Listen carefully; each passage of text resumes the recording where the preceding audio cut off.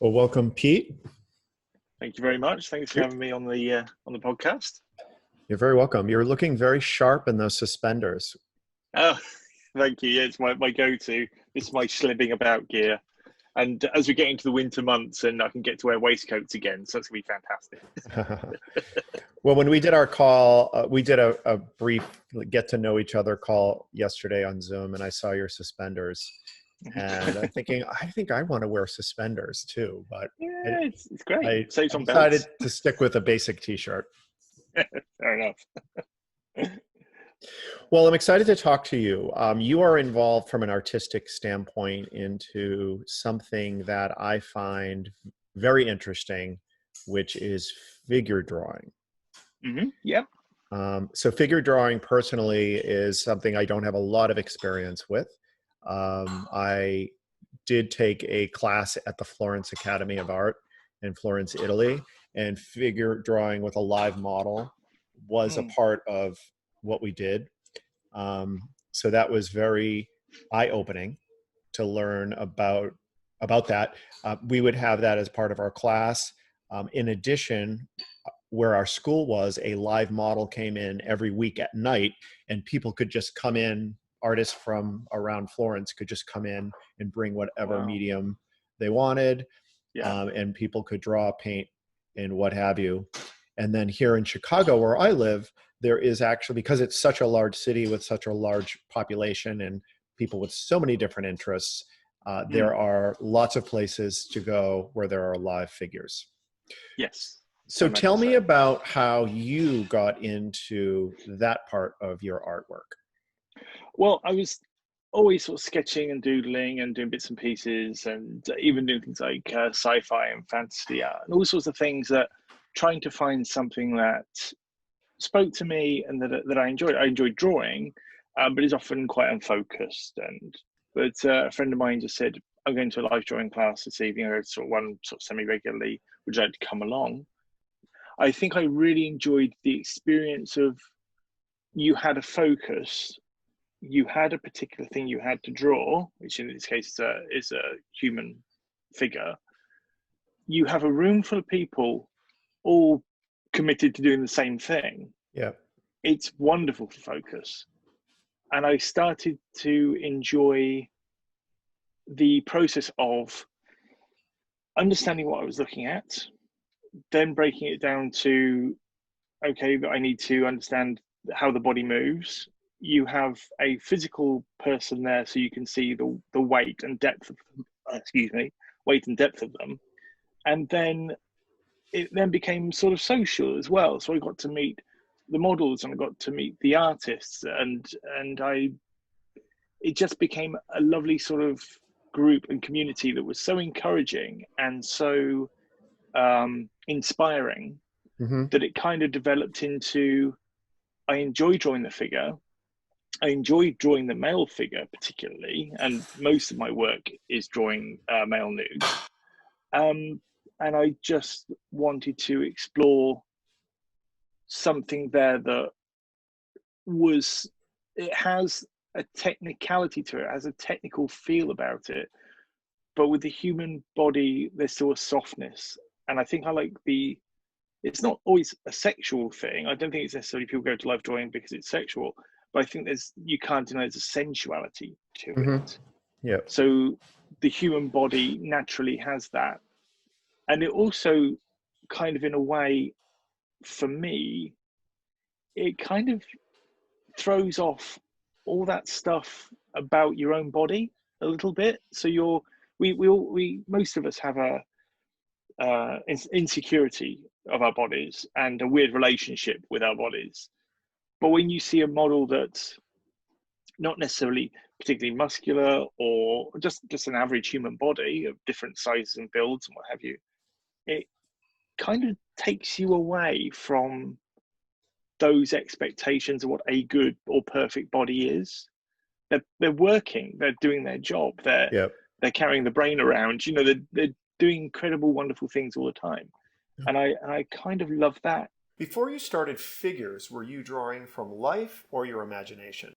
Often mind, imagination, or I would look at pop culture stuff, draw, you know, Millennium Falcon or Starship Enterprise or something like that. Something that was, I love spaceships as well, so that was kind of like fun to have a foray into that.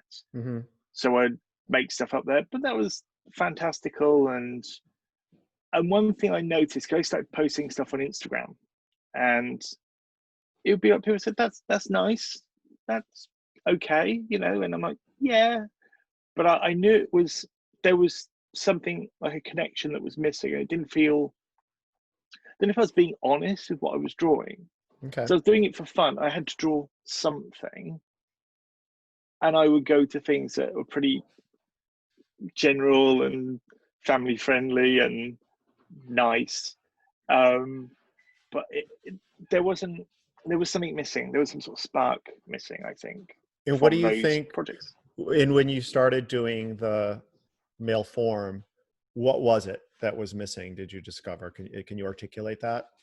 Yeah, I think the difference was the models themselves, because I could see a living, breathing human in front of me, and I would start to work with models on one-to-one sessions quite closely, and kind of encourage a bit of a chat and a bit of a discussion, and I would talk to the models, um, just general. It could be about something or nothing. It could Hmm. be what they're into, like to watch TV, or they would talk about art and projects they've been doing themselves.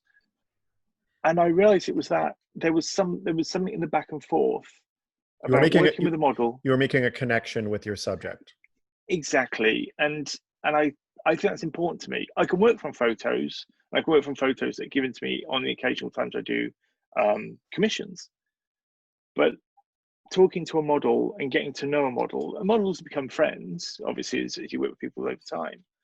Um, and I think it has an effect in what I put into the image. And there's a level of care and warmth, I think, that comes through.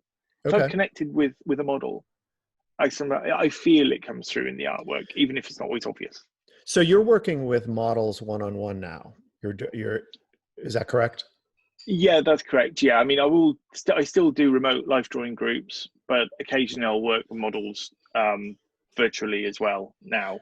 When you're doing an in-person session with a model, how long did they hold a pose? My maximum I liked, well, I've gone up to about 30-40 minutes, but I'm also kind of, I'm greedy in the sense I want a lot of poses. And if you're booking them for 2 hours or so, I sometimes have to get a lot in. So I would say my average would be 15-minute poses. When I was at the Florence Academy of Art that I mentioned, and I got my first Mm. exposure to figure Which drawing. I'm so envious of, by Yeah, well, you the definitely need to check it out. way. It was a great experience, and obviously living in Florence is amazing. And Mm, and I'm a gorgeous. cook, so Oh, being around all of that very simple cooking really changed my oh, cooking. yeah. But my exposure was it was all long poses. So I mentioned Mm, that a model would come in on Thursday nights, and they were there from 6 to 9, and it was a single pose. wow. So like they probably had a break every 30 minutes, but Hmm. it was essentially, 3 hour, 2.5 hours of a single pose. And then the other thing that we did was we actually had a class project where we had a model come in 4 days for the afternoon and did a single pose. So it was a single Wow. pose for 4 times 4, 16 hours minus breaks of a single pose. So the expectations in the way that I approached drawing the figure is not quick 15 minutes. So when I Mm, go to model, that's the reason why I asked the question, because when I go to stuff here in Chicago, they're doing 10-minute poses. And I'm yeah. like, what? Like, I can't do anything in 10 minutes, but I'm going to have to learn. Yeah, well, that's it. I have a friend of mine runs a course, and and he knows it annoys me, but he'll do 2 minutes of 10-second quick change poses so people get dynamic lines. And that's the idea, just to speed the mind up. It drives me up the wall, and I can't do it. It's just scribbles to me. And if it's a scribbles, from my perspective, I'm disappointed with what I've done, even though it's not wrong, but it's just not. I can't get something from that. Yeah. The more time. That said, the first time I did an hour-long pose at a session, because I was so used to doing 5 to 10 to 15-minute poses, I did the whole figure in 20 minutes and went, what do I do with the rest of the time? And it ended up being, I started to draw, and this is probably part of the purpose of it. As you draw negative space and some of the objects around it and some drapery and things like that, you start to notice another detail of the foot that you not realized. And then you start to take a step back from the figure, see it all in one whole, go, maybe that is slightly off.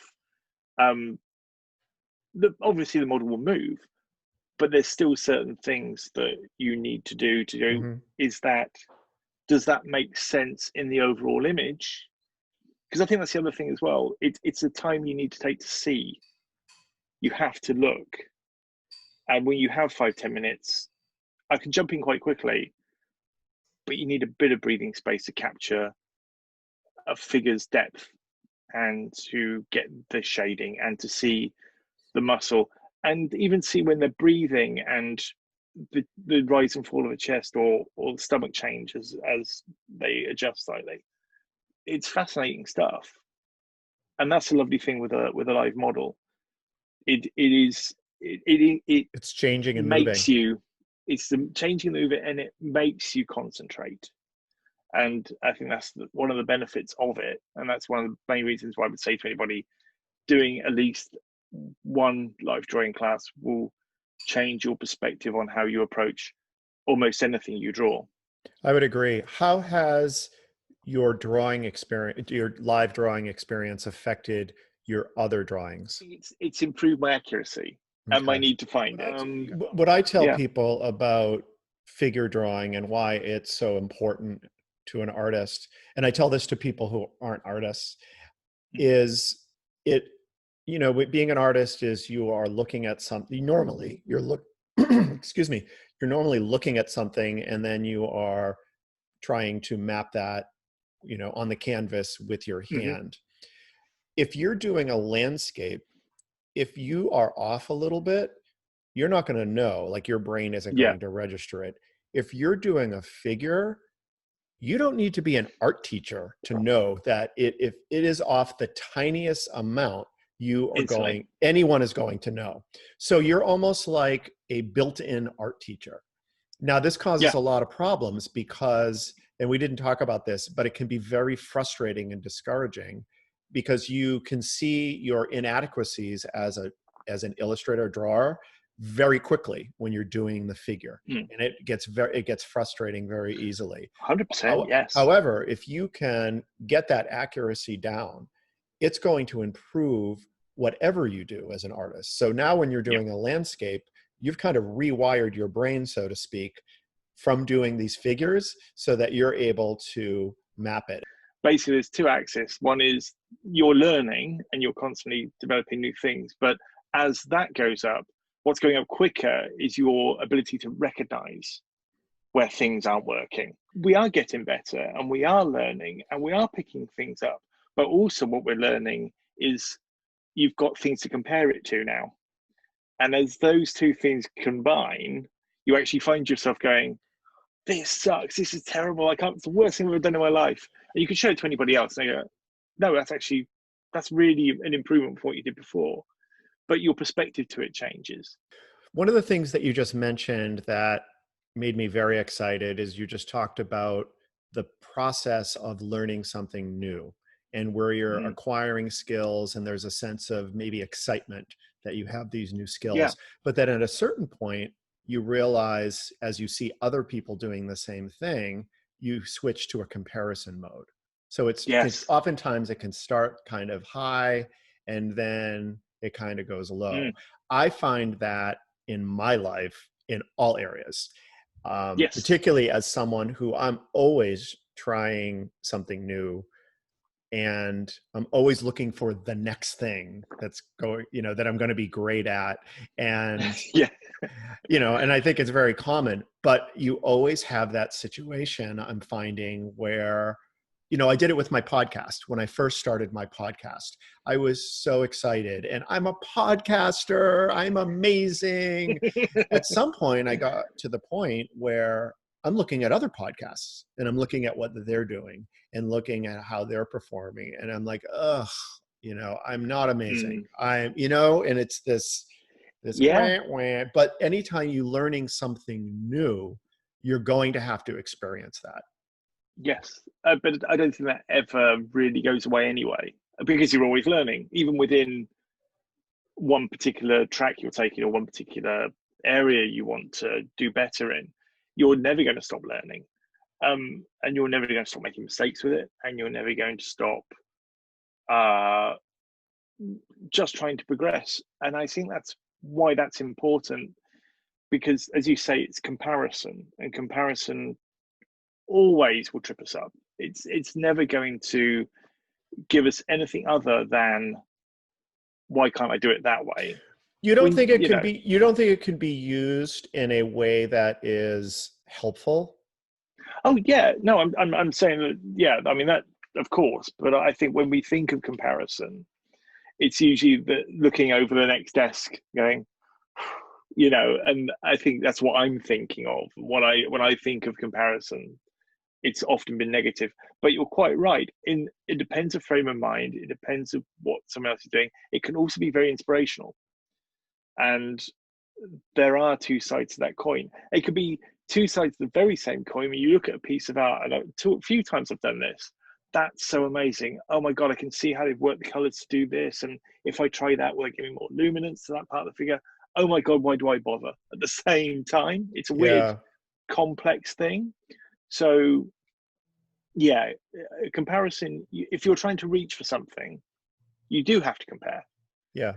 but also you have to be a bit kinder to yourself and not be like, you don't expect to achieve it straight away. I agree. And I think that is a core, like a very key lesson that I wish I had learned younger. There's Yeah. many, now that I'm 52, I look back at like all the things that I wish I had known as a younger person. Yes. And being able to manage comparing in the way that you just described, because it is two Mm. sides of the same coin. There's looking at it for inspiration, guidance, direction, but also you need to be careful that you are Yeah. not using it in a negative way. And I think that figuring how to use that is real. Mm. I definitely have not mastered it. Sounds like you have not Mm. either, but That's right. Yeah. I think that's a really important thing for people to deal with. Yeah. And the other thing is that's something that people have always dealt with. Yeah. It's something that, I mean, right now we have social media, so we have a lot of more visibility into what other people are doing. But that mental process, even before there was, in the 1920s or whatever, people were still, their brains worked the same way. Yeah. Absolutely. And I think that is exactly it. No, I certainly haven't mastered it, and I will be caught out with it. And that's how I see it, caught out. I catch myself out going, oh, and if I'm particularly struggling with something, or I'm tired, or a bit, yeah, hungry, whatever, something just gets you at the wrong point, and and your shoulders slump. Um, but I do think that part of it is that you just have to take yourself out of that somehow. Try not to spiral, or just rest, leave it, walk away from it, and come back. Let's talk about your inspirations. Mm. Can you tell me about your inspirations for Yeah, the figure drawing? yeah. So as I say, started off with the life drawing, but as you start picking up reference points, I suppose from my youth, young gay man growing up in quite a small town, or small village actually, there isn't much access to it. So you'd see things on TV late at night, and they'd be talking often about Not much access um, to what? to well, there was certainly no internet. We're talking in like the 80s, 90s. So you So would have less access to. no access to gay culture? Not really, no, other than Okay. what would be on TV. Okay. So, um, we had 4 channels, and one was Channel 4, and it was lots of arts programming, and they would often show things like Derek Jarman's Sebastian or things like this, and shows about queer culture of like the hanky code and stuff about cruising, or even things about publications and old imagery and Tom of Finland and Oh, the good old things like that. days. The good old days, as they say. So I think that was seeping in, but I was still very closeted, and I was still very ashamed of being interested by it.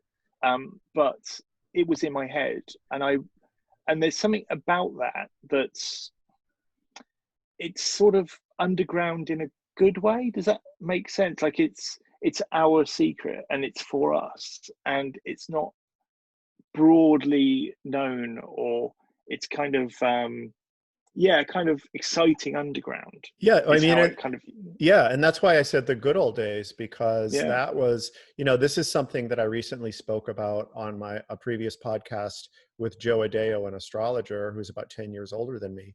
And we talked about gay culture. When I came out, it was this secret special world. There was no mainstream aspect to it, which had a lot of negative impacts, but also it was Yes, something that you felt like it was exclusive.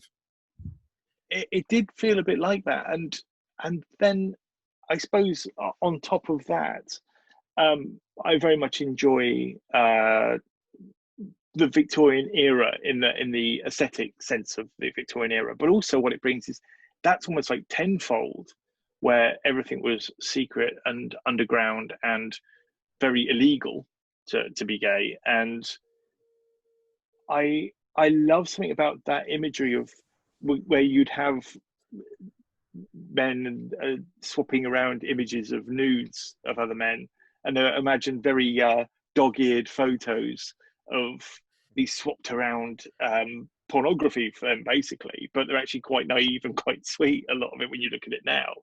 And that somehow kind of merged into how I approach how I draw, because some of it is that kind of the beefcake photography, and that stuff comes through, but also this lovely sepia toned world where a fantasy world is built, and layered on top of that is a fascination with Greek mythology, and of course the classical artwork that comes up through that, which has its own undertones of homoerotica.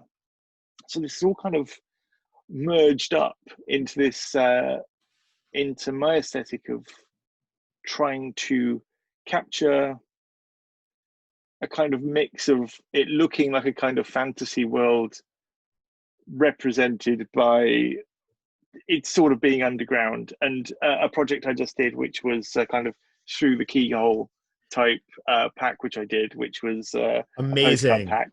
Thank you. Amazing. Yeah, What the Butler Saw, probably speaking. And it's essentially, it's 4 pieces of artwork of 4 different models, and they are reminiscent of that kind of Victorian. One's a gentleman undressing, and another will be based on the Greek myths, and another will be another mythological scene that's sort of fairly pastoral background, and plays around with those ideas of the classics helping to interpret the erotic. And the other part is the What the Butler Saw, which is a series of mini cards of a model I worked with that was solely undressing. Now, What the Butler Saw machines were, for anybody who doesn't know, a Victorian device where people put a penny in the slot at the seaside, and they'd peek through, and there would be a video of quick stills of a woman taking her clothes off. As she got to a corsetry, you'd run out of money and have to put another penny in, and that's kind of the idea. So it's kind of a bit seedy and a bit, sexist and a bit dated. But I wanted to flip that round to looking at this man taking his clothes off. But the lovely thing with that is the idea is you're still only able to connect with another man sexually through the gap of either a device or from some distance. the idea you could just go somewhere and do it. They did have molly houses and they did have things like tea rooms and stuff like that, but you still have a distance and a disconnect from other gay men. And that kind of has played into this in some way. One of the things that I liked about the What the Butler Saw series was the frame. So talk about the frame. Cutout frame.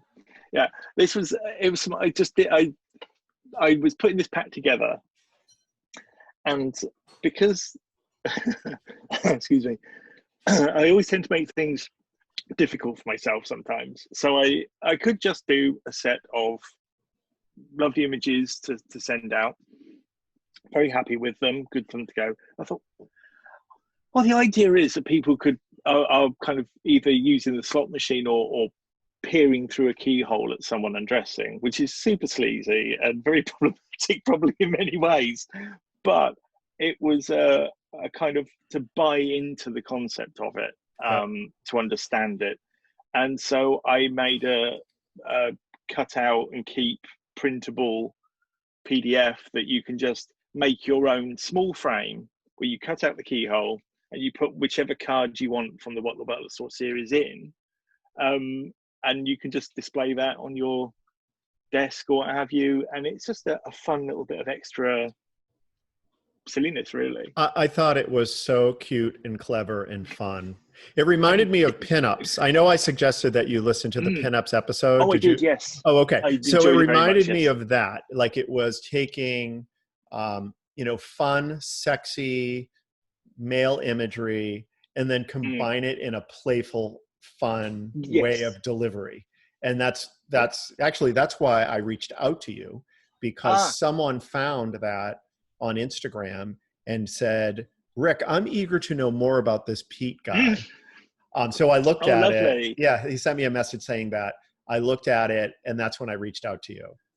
Oh, that's fantastic. That's lovely to know. Yeah, it was essentially, I thought, as I was doing it, I was making them. I was actually going to print out loads and make them myself. And my husband's going, take a step back from it. You're putting in so much work and effort into this project. It's becoming all about the side thing. But if I just let people do it themselves, they can print off their own thing. They can make their own frame.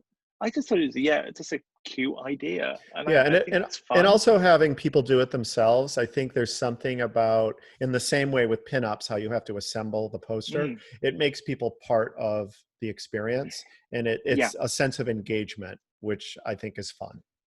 Yeah, and I think that's one of the things that I do love, how social media can work for it. And my Instagram account, I do enjoy putting stuff on it.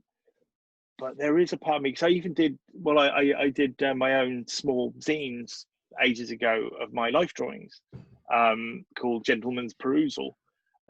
So I like the actual tangible, and I would like to be able to produce something. I don't know if I have the followership yet, or I don't know if I have that level of interest yet where people would be that engaged with it.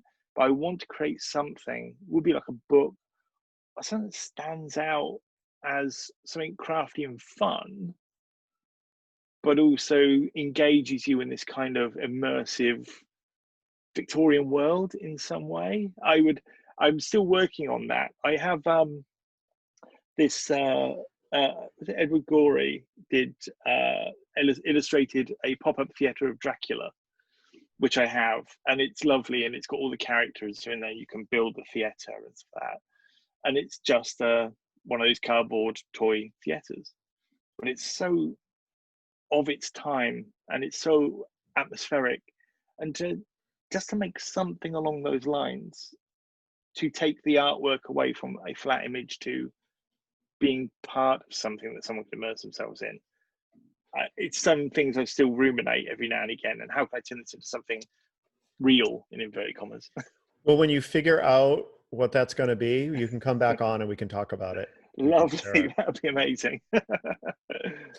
Pete, can you suggest a couple things for people that are getting into drawing? Yeah, I can. At the moment, of course, we're still in a situation where we're doing a lot of drawing sessions remotely. So do have a look for, if you're on Instagram or Twitter, and find hashtag life drawing. You don't even have to find things in your area anymore. You can actually find someone in your time zone that works for you, or a time zone that suits you. Anytime day and night, you'll find something. And the lovely thing is, you don't have that nervousness of going to a group on your own or having to take a friend with you. They're usually very cool groups. They know that they're going to get people from different parts of the world, and they're happy you're there, and just to draw. As a piece of advice for anybody life drawing, so I was talking about being frustrated with yourself as you learn, try and keep your sketches in a sketchbook, one sketchbook at a time, and date that sketchbook. So every time you draw a particular session, date the session, and keep it as a diary. And that's my best advice, because when you get to the end of that sketchbook and you're still questioning if you've managed to develop anything, look at the first page. Wonderful. And I swear to you, you have done. You've improved. Keep going. That's my advice. Wonderful. That's great advice. Yeah, I think that people just need to not be freaked out when they're not good at figure drawing, because like anything, when you first start, anytime you start something new, your skill level is low. What's different about figure drawing is it's really apparent. Yeah, straight It's away. very apparent. So don't freak out, but you will get better. It's like anything. It's like learning a new language. It's like learning to snowboard. It's like learning to make a pie crust. When you first start, it's a disaster. Eventually, you will get some sense of skill. Then you'll feel great about yourself. And then you can start looking at everyone else, and you're like, oh, yeah, and you start going down the comparison spiral. But well, I think the point is with that though is, you're not, as I say, it's your artwork. You're not wrong. You're just improving. Yeah. So you're not. What would be wrong is if you wanted to draw and you didn't bother at all. That's the only wrong direction to take. Yeah. Well, great. Where should people go if they want to learn more about you, or see more of your artwork, or do whatever you want them to do as it relates to you? Sure. Well, I've got my website at the moment, which is peteshorneyart.com. Can you spell that? Yes, it's PETESHORN for November, EY.com.